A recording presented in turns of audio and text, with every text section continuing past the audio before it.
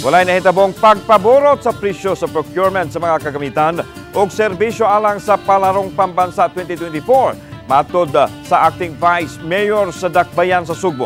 Sayra nato ang report.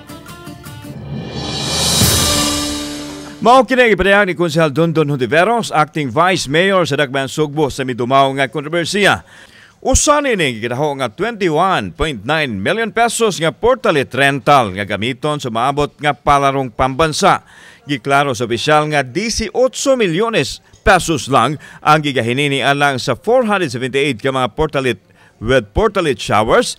Apil na ang mga personnel nga mag-maintain ini sulod sa 17 ka adlaw. Gipasabot niya gisundog lang nila ang gipatuman sa Marikina nga mas makadaginot sa anglit. Mahal kaayo ang presyo kung paliton kini. Mukabat sa 90,000 pesos ang presyo sa matag usa ka portalet kung paliton itandi sa abang nga makadaginot sa kwarta. Dito migikan sa Marikina, nag-benchmarking atong local school board in different departments.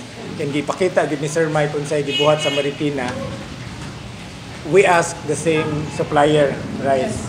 In fact, mas barato pa, karon 18 million na siya. Gihangop usab sa Acting Vice Mayor o sa masakop sa konseho ang pagsuspend sa procurement sulod sa tulo ka adlaw aron masiguro nga walay nalapas nga lagda. Nagkaistorya na usab matod pa sila ni Acting Mayor Raymond Alvin Garcia. Again, it would be unfair for Acting Mayor na iyaray padayon in not knowing all the details. Muna kami sa our part, amo yung ipasabot sa iyaha. Kauban si Clover Lumayag, ako si Alan Domingo.